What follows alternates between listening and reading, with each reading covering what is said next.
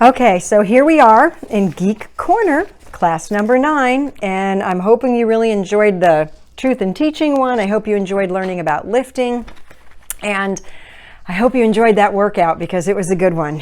Okay, so our tip of the week for class number 9 is stress. And I'm going to share some things that you may have never heard of about stress. Some of this may be very familiar to you. Those of you who've been reading my newsletter for years, you know that I've written on stress more than once. It greatly affects our body. Now, there are some good things about stress. Stress can be very, very good for us, so it's not always bad for us. But I'm going to talk about when we're overwhelmed with stress and how this can negatively impact our world when we don't know how to manage it well, okay? So the number one reason for stress, believe it or not, is fear. And this doesn't mean you're walking around like a scaredy cat all the time. Let me explain. Fear of not getting to work on time. Fear of someone we love being hurt or being sick. Fear of letting people down or not meeting all of our many responsibilities, right? Fear of the current world chaos. So fear is really what leads to stress. Fear of loss, fear of bad things happening. Nobody's ever afraid of something good happening, although I know there are people who've written about fear of success, but this stress is very real and this really affects us. So let me talk about this. What does this mean and why does it matter? Well, I put a link in here for some research. It's a really good research study that shares tremendous amounts of detail about all the chemical things that occur in our body, the emotional things that occur in our body, the mental things that occur in our body when it comes to stress and anxiety and fear, okay?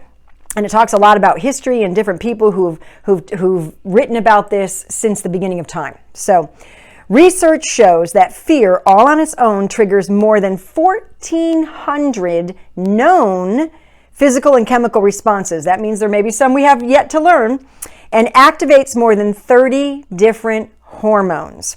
One of the most well-known is cortisol, and I've written about cortisol before, so I wanted to put just a brief excerpt in here in case you haven't read this before.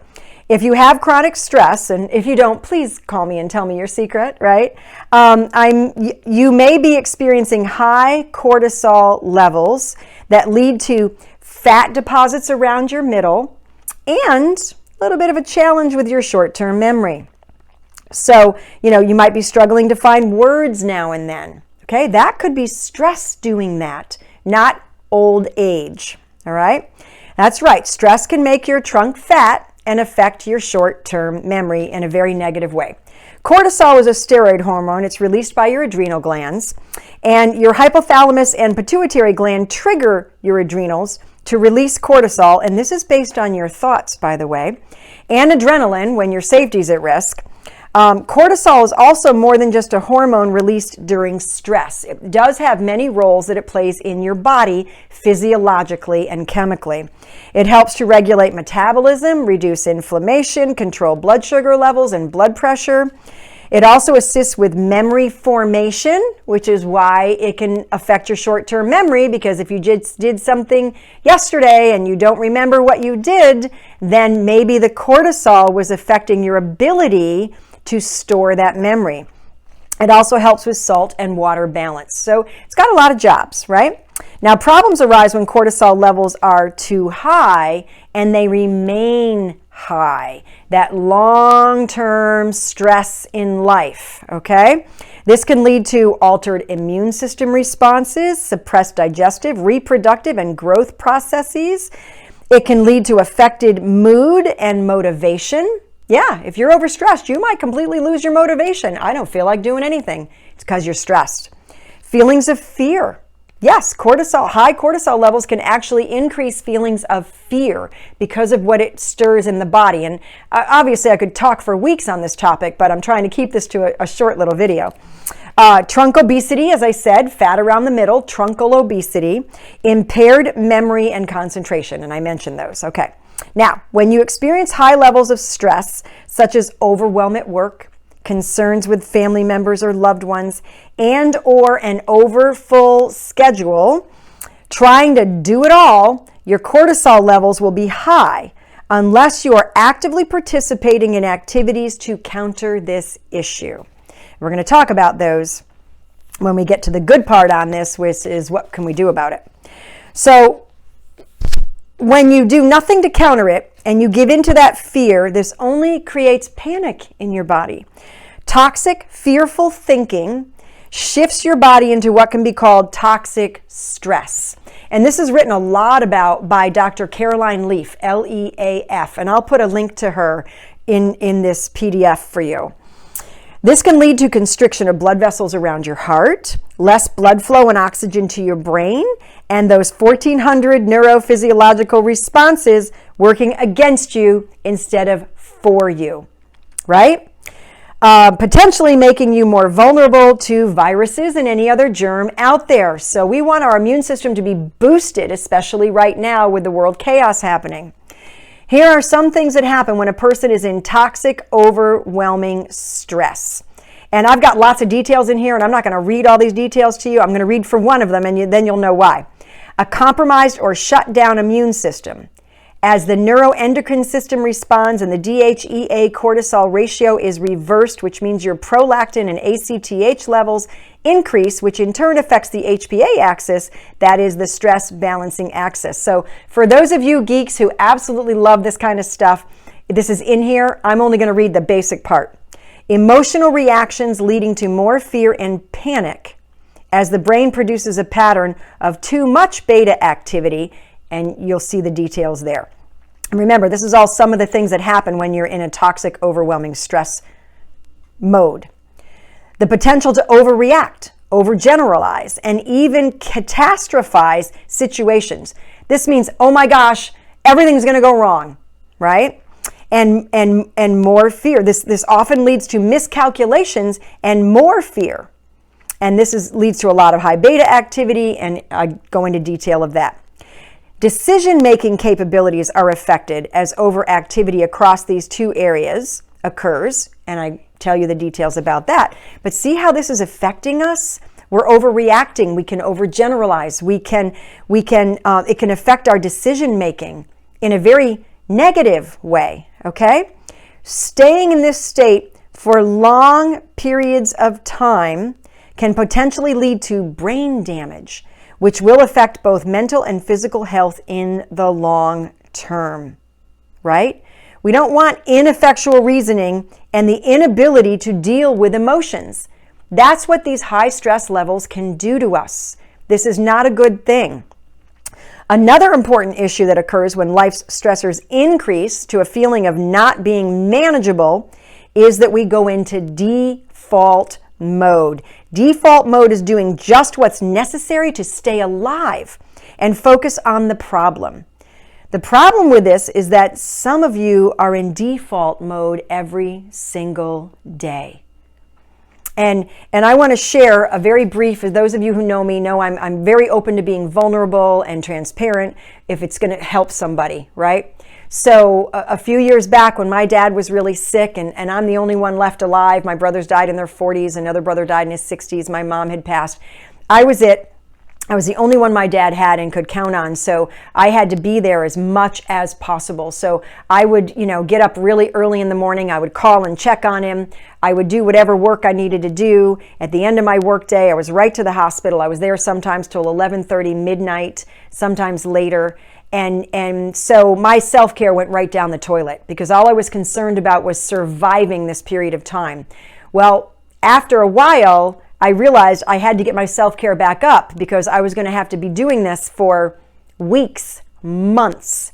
And it was very, very important that I took care of me, because if I didn't take care of me, everybody else was going to have to step in and take care of me if I crashed and burned, right? So, and if I'm going to live to at least 112 and be really stinking happy about it, I need to make sure my self-care is good. I don't spend hours a day on myself, by the way, just in case you know, all right?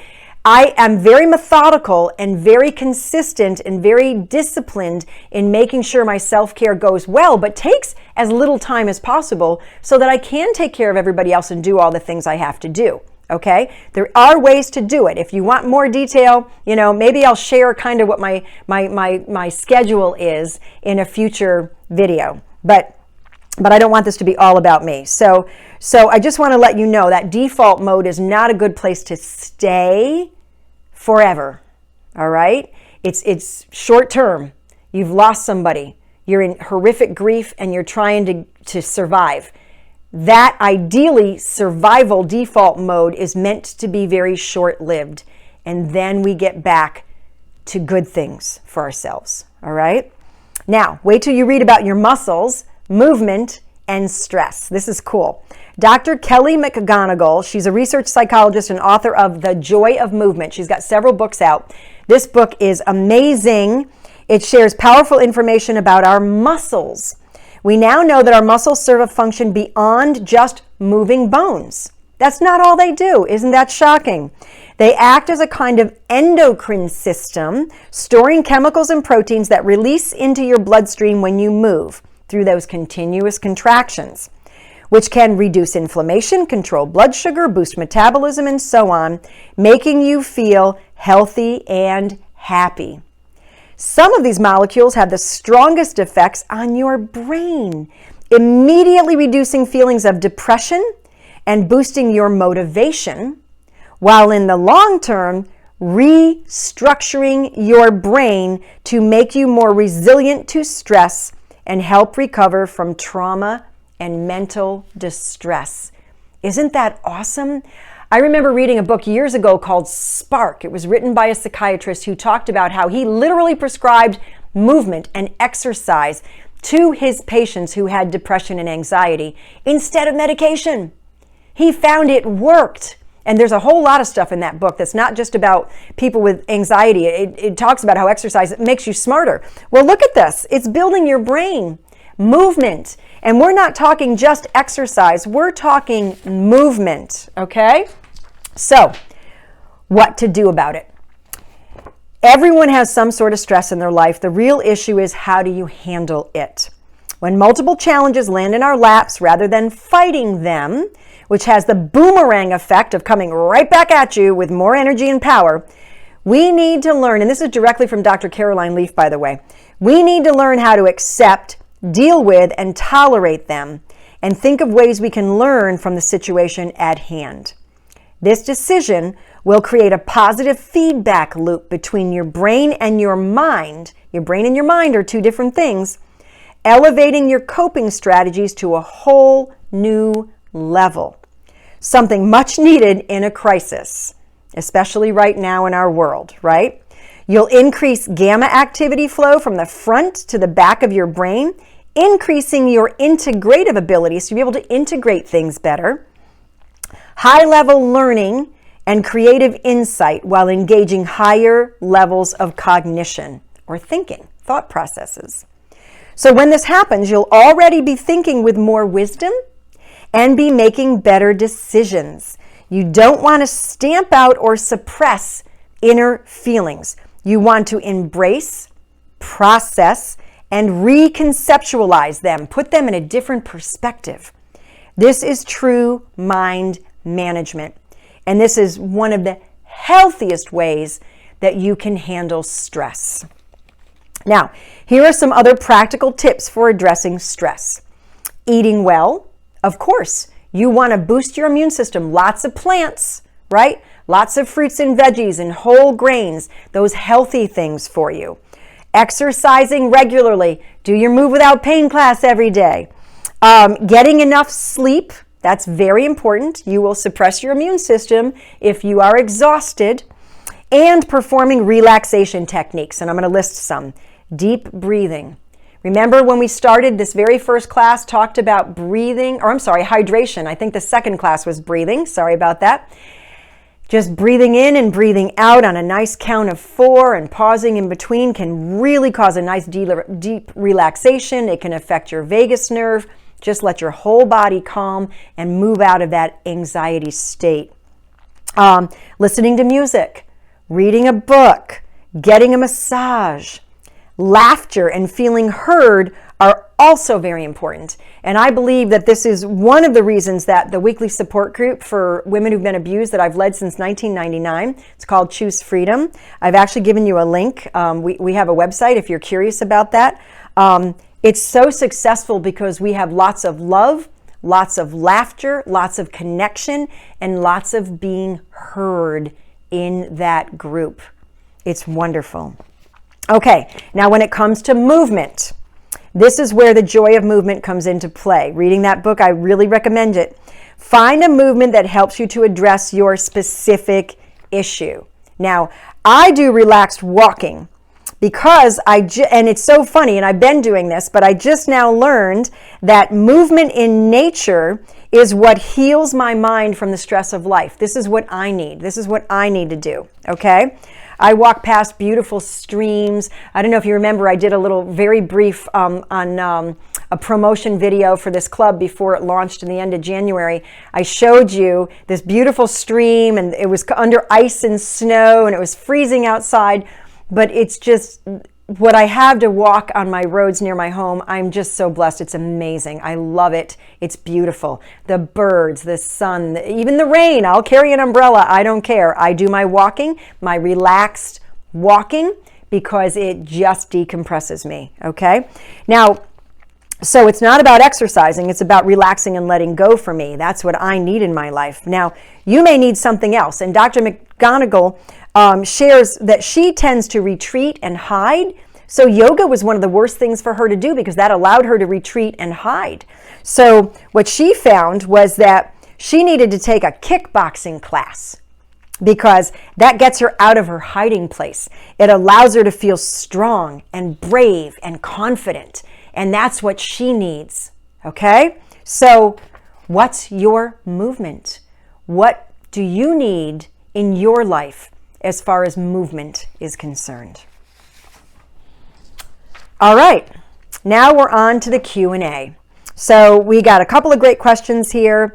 I'm gonna read this one here. Thank you so much for starting the Move Without Pain Private Club. They share a little personal detail, which I won't because I don't want you to figure out who this is. And I love learning from you and your teaching style. Exercise has been a huge challenge for me after almost 50 years of being sedentary. So God bless you for doing that. And then several more of trying to find something that works for me.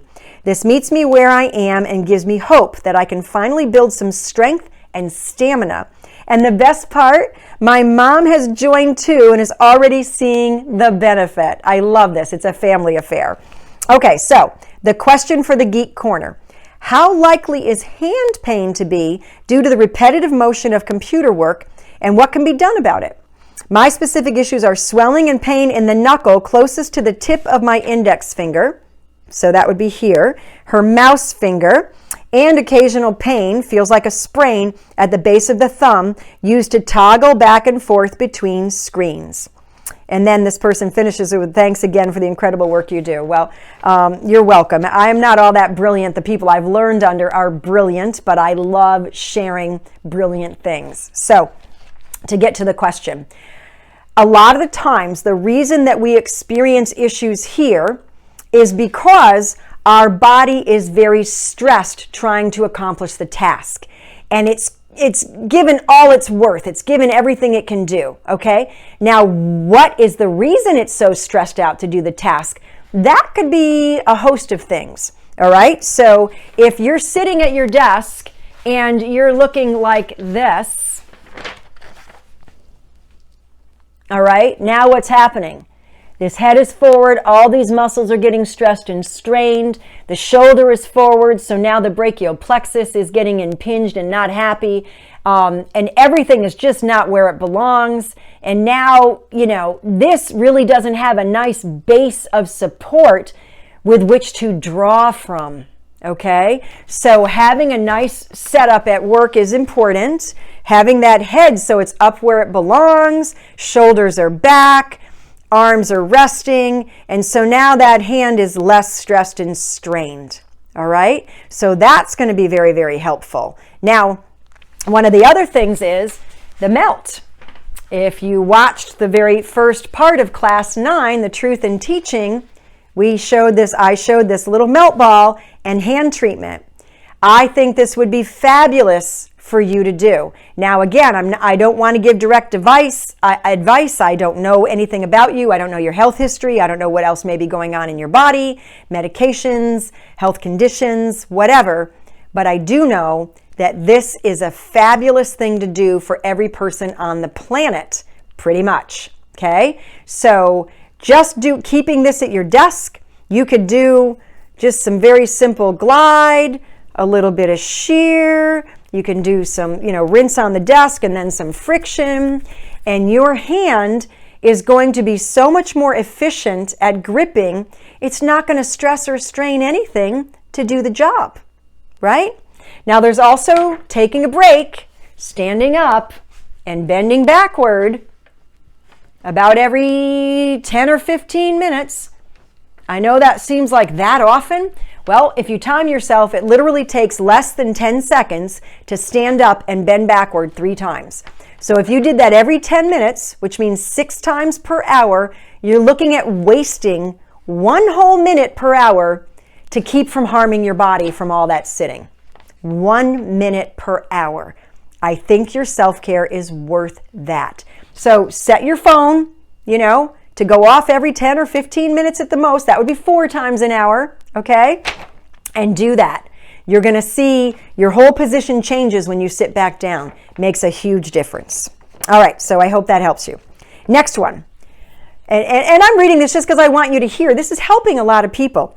First of all, let me just thank you for your wonderful classes. I do your exercises every day, and I'm always looking forward to them. Some of the exercises I do even when I'm cooking. I thought this would be a great suggestion for everybody.